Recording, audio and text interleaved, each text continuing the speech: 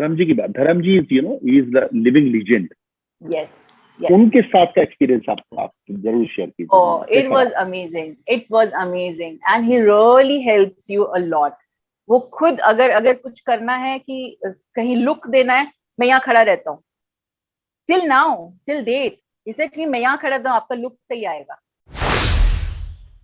Celebrities बहुत खास होते हैं, जो लोगों के दिलों के बहुत करीब होते हैं, और उनका जो लाइफ का एक सफर है वो अपने आप में इतना जुनूनी और इतना सनसनीखेज और साथ में इतना प्यारा और उनके स्ट्रगल से भरपूर है कि उसे जानने में और सबको बड़ा मजा भी आता है, और सब बड़े इंस्पायर भी होते हैं, और सबका बड़ा इंटरेस्ट भी होता है। जनरली सेलिब्रिटीज की पर्सनल लाइफ, सेलिब्रिटीज की जो पर्सनल उनकी एक जो उनका डे स्पेंड शेड्यूल रहता है, लोगों को नहीं पता रहता। वो पर्दे पे उनकी एक छोटी सी जीवन देखते हैं।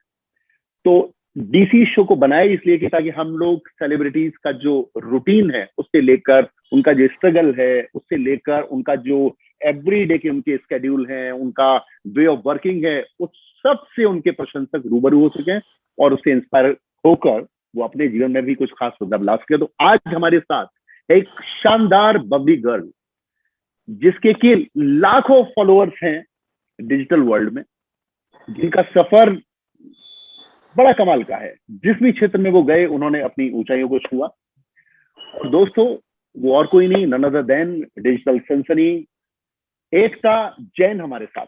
हाय, नमस्ते, कैसे हैं आप? फर्स्ट क्लास, आपका बहुत बहुत स्वागत है डीसी शो में एकता जी। और बताइए, how is everything? Everything is first class, everything is amazing. हम रोजाना आपके वीडियोस, आपके फोटोग्राफ्स देखते हैं इंस्टा पे, फेसबुक पे। अभी मिलियंस ऑफ फॉलोअर्स हैं आपके पास में, लेकिन बहुत कम लोगों को मालूम है कि इस एकता जैन में कई सारी एकता जैन छुपी हुई हैं। एकता जैन राइटर भी हैं, एकता जैन एक्ट्रेस भी हैं, एकता जैन मॉडल भी हैं, एकता जैन एक समाज सेवी भी हैं, और न जाने क्या क्या क्या क्या क्या क्या। तो गागर में सागर। लेकिन आज हम एकता से बात करेंगे कि वो एग्जैक्टली है क्या, एग्जैक्टली उनके ड्रीम क्या है, एग्जैक्टली उनका सपना क्या है। तो मेरा पहला जो क्वेश्चन शुरू होता है, हम लोग बहुत बेस से शुरू करते हैं कि आपका आपकी पैदाइश कहाँ पे हुई, कहाँ बॉर्न हुए, कब आप अवतरित हुए धरती पे, कहाँ पे, और आपका एक चाइल्डहुड कैसा रहा? तो शुरुआत से शुरुआत करते हैं कि मैं अवतरित हुई केरल की धरती पे। तो कोझिकोड उसका नाम है अभी फिलहाल। पहले उस वक्त कालीकट हुआ करता था, कालीकट। तो कालीकट में बॉर्न हुई मैं, बट मैं बिलोंग करती हूँ कच्छ से।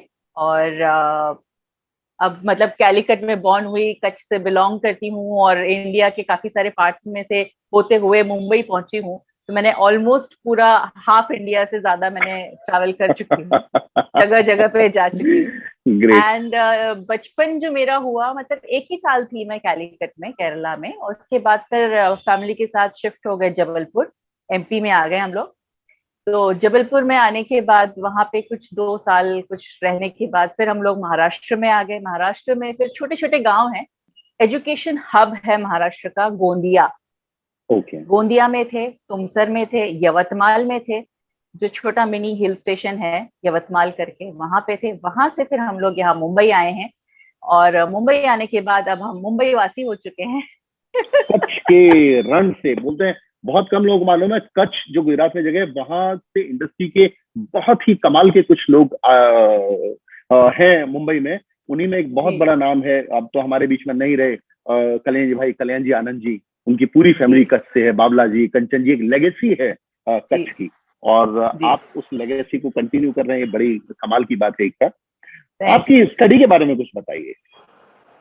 स्टडीज, जैसे मैंने कहा कि हम लोग बहुत जगह पे घूमते हुए गए हैं, but still that did not effect मेरी उतनी स्टडीज को, बिकॉज मुझे हर जगह का कल्चर, हर जगह का जो तरीका होता है सीखने का, पढ़ने का, वो मुझे सीखने को मिला। तो सबसे ज्यादा जो मेरी पढ़ाई हुई गोंदिया में हुई, वहां पे 10 साल तक मैंने पढ़ाई की। वहाँ की एंग्लो हिंदी हाई स्कूल करके थी वहां पर। एंड वहां पर इट वाज रविंद्रनाथ टैगोर विद्यालय, स्कूल का नाम था मेरा। तो इट वाज लाइक बेसिकली वहां के जितने भी स्टूडेंट्स थे जो पढ़ के आगे गए हैं, they have either become a big engineers and big big people, big big personalities. And वो फर्स्ट ओपन स्कूल था जो रविंद्रनाथ टैगोर ने खोला था, ये कहा जाता है वहां पे, अब पता नहीं कितना सच है. I was little bit above average student in the school because मेरी एक्स्ट्रा करिकुलर एक्टिविटीज में बहुत ज्यादा ध्यान रहता था, खेल कूद में, भागने में इधर से उधर. एंड यू नो बचपन में मुझे एक नाम मिला था मम्मी से, कुरमुरा. कुरमुरा, जो मुरमुरा कुरमुरा जो कहते मुरमुरा हैं, जब कुरमुरा, भेल यस यस बनती है तो यस वो यस जो यस यस छोटा सा जो होता है, जैसे जरा सी हवा आई तो इधर से उधर जी उड़ते रहता है ना, बस मैं हमेशा इधर से यस. उधर, उधर से उधर करती रहती थी. And I was never still, मतलब एक जगह पे अगर बैठना है तो it was very difficult for me. And मतलब ऐसा होता था कि मुझे जबरदस्ती बांध के रखना पड़ता था ताकि मैं एक जगह पे बैठी रहूं. तो ये क्वेश्चन हम कर रहे हैं former air hostess of Jet Airways Ekta Jain ji से. तो एकता, हमें बताया आपका जो हवाई जो सफर रहा, जो आपका हवाई जो ये जो ओवरऑल जो आपका एक्सपीरियंस था, ये कैसे स्टार्ट हुआ, कैसे खत्म हुआ, और आपके अच्छे अच्छे मोमेंट क्या थे? या स्टार्ट तो कुछ इस तरह से हुआ कि मैं पहले इंडस्ट्री में काम कर रही थी. And my first stage plays was Hindi, English, Gujarati, English and Sanskrit. ये सारे स्टेज प्लेज मैंने काफी सब अलग अलग लैंग्वेजेस में किए, रैंप वॉक्स किए. एंड उस वक्त जब मैंने रैंप वॉक किया था, उस वक्त यहाँ पे इंडस्ट्री में, या कहें कि फैशन इंडस्ट्री में भी, कहते हैं ना कि लेबल्ड या ब्रांडेड चीजों को पहनने का इतना चलान नहीं था. तो उस वक्त हम लोगों ने रैंप वॉक किया था. तो उस वक्त धीरे धीरे ये सब स्टार्ट हो रहा था कि फैशन शोज होते थे, रैंप वॉक्स होते थे, and people used to walk. तो हमारी वो शुरुआत थी, वो फर्स्ट. एंड देन फिर हमारी स्टेज प्ले पे आगे बढ़ी कहानी. उसके बाद मेरा फर्स्ट सीरियल आया था नैना, जो सहारा चैनल पे था, जो सहारा चैनल शुरू हुआ था.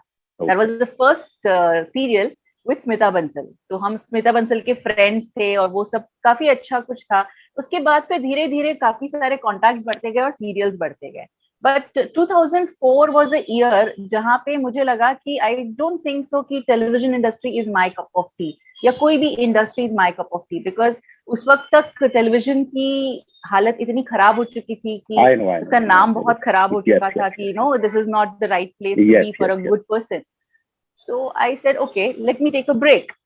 तो मैंने कहा कि अब क्या किया जाए, because I am a person who did not think कि मुझे ये करना है या ये करना है. मुझे सिर्फ ये पता है कि मुझे सामने से जो अपॉर्चुनिटी आएगी, I'll grab it, I'll excel in it and I'll just move forward. ऐसा. तो सामने से मुझे एक न्यूज़पेपर में एड दिखा for interviews, walk-in interviews for Jet Airways. तो मेरे फ्रेंड्स हैं, काफी लोगों ने कहा कि चल ना ट्राई कर लेते हैं एक बार, क्या फर्क पड़ रहा है यार, नहीं हुआ तो नहीं हुआ.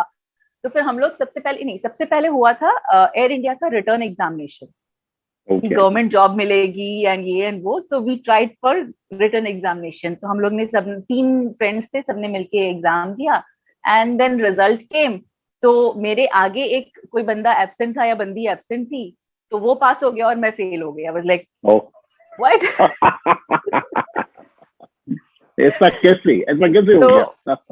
आई वाज लाइक ओके, चलो ठीक है, कोई बात नहीं. लेकिन एक्सपीरियंस मिल गया कि कैसे क्वेश्चंस होते हैं, क्या होता है, कैसे करना होता है. और उसके बाद फिर जेट एयरवेज का ओपनिंग आया. तो 2004 में मैंने अप्लाई किया. एंड अगस्त, आई रिमेम्बर जुलाई में मैंने इंटरव्यूज दिए थे. And it was heavy rains there. उस वक्त उतना हेवी रेन था. और हमारे 3 राउंड होते थे. एक मेडिकल राउंड होता था जिसमें हमारा फुल बॉडी चेकअप करवाते थे. तो और उनके पैनल पे जो डॉक्टर्स रहते थे ना, उसी के पास जाना पड़ता था हमको. तो एक सांता क्रूज में, एक थार में, एक कहीं और है, कहीं और है. तो हम लोग रिक्शा में घूम घूम के, पानी में भीग भीग के सब मेडिकल टेस्ट करवा के फिर बाद में दिया उनको सारा कि मेडिकल रिपोर्ट सही है, सब कुछ सही है. Now interview start. सो जुलाई में इंटरव्यूज हुए and August was the first batch where हमारा बैच शुरू हुआ. 3 महीने का ट्रेनिंग होता है. तो first starts with their service, second with their safety and third with first aid.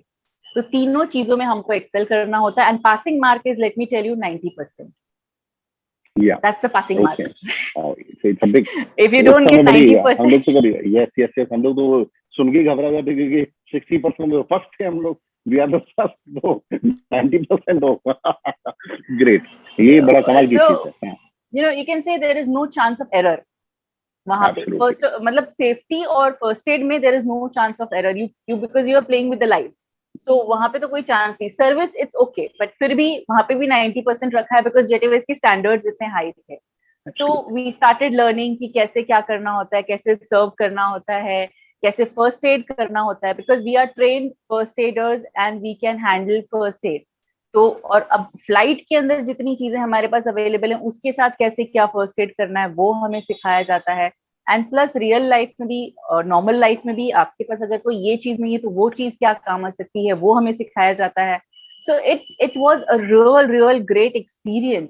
और being a first aider I am proud to say that I saved 2 people's life. So I was like wow, it actually happened, it actually help. आप अभी digital world पे, print media में, सभी जगह पे ना, you will got a lot of blessings. Now you having your एक specifying space, आपकी अपनी fan following है, and you really sometimes we saw you really enjoy the all things, है ना। जिंदगी में चीजों को एक नेग्लेक्ट करके नेगेटिव चीजों को प्लस में कैसे जिंदा दिली और खुश रह सकते हैं आप, वो शायद आप बहुत अच्छा टीच कर रहे हैं लोगों को through digital world. That was another part of your शख्सियत। बट मैं जानना चाहूंगा कि अभी इंटरेस्ट ज्यादा ये है पैंडेमिक में कि सब कुछ छुपा हुआ है। एक्ट्रेस जो एकता जैन है, एज आर्टिस्ट आपके क्या क्या अपकमिंग है?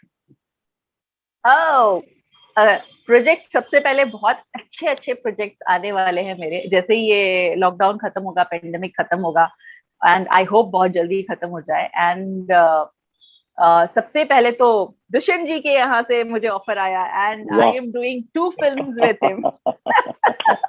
आई enjoy talking to people and और मुझे हर सब्जेक्ट में जानने की उत्सुकता होती है, तो फिर मैं जब दूसरे लोगों से या दूसरे जॉनर के लोगों से बात करती हूँ तो मुझे उनके सब्जेक्ट जानने में बहुत इंटरेस्ट लगता है कि लाइक कैसा होता होगा अगर ये ऐसा करेंगे तो उसका क्या होगा। जब मेरे साथ थोड़ी सी क्वालिटीज जो मुझे मिली तो मुझे अच्छा लगा, तो मैंने जब काम अच्छे लगे तो दुष्यंत जी ने मुझे अप्रोच किया कि लाइक आप आइए, हमारी एक फिल्म चल रही है, इसमें ऐसा रोल है, थोड़ा सा बबली है, थोड़ा सा ऐसा है, एंड एक इंस्पेक्टर का रोल है। और मतलब आई वाज लाइक ओके चलते हैं, इंस्पेक्टर का रोल करते हैं। और वैसे भी हमारे पुलिस वालों के साथ थोड़े ज्यादा क्लोज कनेक्शन तो काफी है ही पहले से, तो मैंने उनको स्टडी किया हुआ है, तो I said no problem. And मेरी थोड़ी पर्सनालिटी ऐसी है कि like I am looking like looking like a police person. And फिर ट्रायल हुआ एंड जब यूनिफॉर्म वगैरह बन के आई तब देखा था and I was actually looking very good and I am impressed, like wow I am looking really amazing. और मजा आया शूट करने में, बहुत सारे एक्टर्स थे। बिसाइड दिस 2 फिल्म जो आपके साथ मुझे काम करने का मौका मिला, I explore you as an artist and more than a very good human being. मैं बहुत कम कुछ ही आर्टिस्ट थे मेरे उसमें, they all are very good, but जिनसे मैं ना बहुत मुझे लगता था ये तो मेरे अपने बिल्कुल मेरे परिवार जैसे। तो आप उसमें प्रमुख थी, अपना 3-4 लोग ऐसे थे। तो ये दोनों फिल्में छोड़ के शतरंज और त्राहिमाम जो आने वाली फिल्में हैं, इससे भी हम बात करेंगे अभी। और आपके कौन कौन से प्रोजेक्ट हैं जो इस 2021 में हमें देखने को मिलेंगे? एक तो फिल्म थी खली बली, वो बहुत पहले शूट हो चुकी थी, लेकिन फर्स्ट लॉकडाउन के टाइम पर जब रिलीज होने वाली थी तब नहीं हुआ। अब ये सेकंड लॉकडाउन हो चुका है तो अब पता नहीं अब क्या होगा उस फिल्म का। उस फिल्म की डबिंग हो चुकी है, सब कुछ हो चुका है, उसमें भी बहुत अच्छे कलाकार हैं, धर्म जी भी हैं, असानी जी हैं, और इतने सारे लोग हैं कि मतलब एक तरफ ब्रिजेंद्र काला है, एक तरफ असरानी जी हैं, उनके साथ मेरा सीन चल रहा है। और ब्रिजेंद्र काला जो मंजे हुए स्टेज के आर्टिस्ट है, and he is like taking his own sweet time to deliver the dialogue, taking his own sweet time to give me reactions. And उनका कैरेक्टर भी वैसा ही था कि अच्छा ओके तो क्या कर सकते हैं अब। एंड यहाँ पर असरानी जी, तेरे को बोला ना ऐसा करना है, तेरे को वैसा करना है, तेरे को ये करना है, तुझे बोला था ऐसा नहीं करना। And I'm like, what should I do? धर्म जी की बात, धर्म जी is the living legend. Yes. उनके साथ का एक्सपीरियंस आप जरूर शेयर कीजिए। Oh, it was amazing. It was amazing, and he really helps you a lot. वो खुद अगर कुछ करना है कि कहीं लुक देना है, मैं यहाँ खड़ा रहता हूँ। Till now, till date, इसे कि मैं यहाँ खड़ा रहता हूँ, आपका लुक सही आएगा। अगर मुझे उस तरफ देख करके बात करना, he will say, no, don't cheat. I will stand there. Well, I will give you expression also to give you that, that connection. Original एक original gesture. हाँ.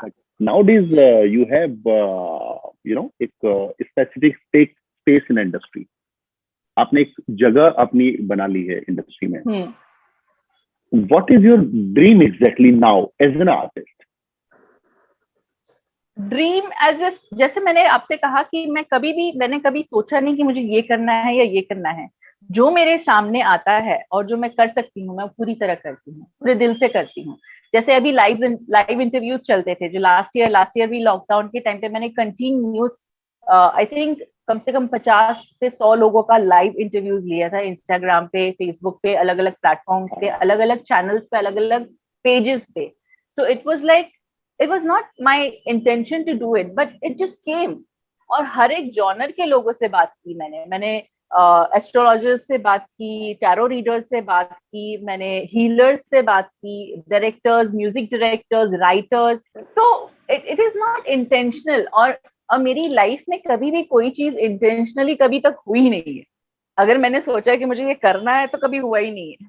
बतौर आर्टिस्ट एक सबसे शानदार लम्हा जिसे आप हमेशा अपने जेहन में सजा के रखते हैं और याद रखेंगे. बतौर आर्टिस्ट मैं कह सकती हूँ कि मतलब आज तक जितने लोगों के साथ मैंने काम किया है, जितनी सीरियल्स किए हैं, जितने प्ले किए हैं, एक लम्हा जो सबसे खूबसूरत हो जो आपके पास.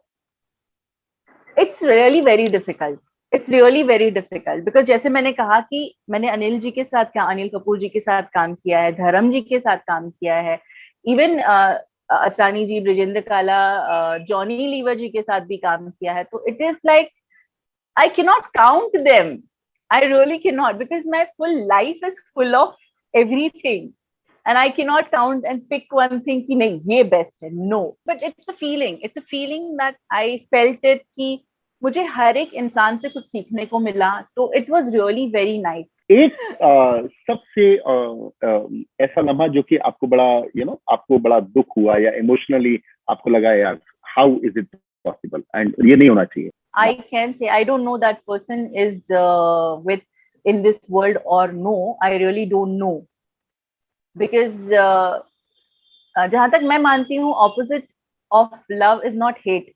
Hate is just love gone wrong. Opposite of love is you just don't care. That's what I think.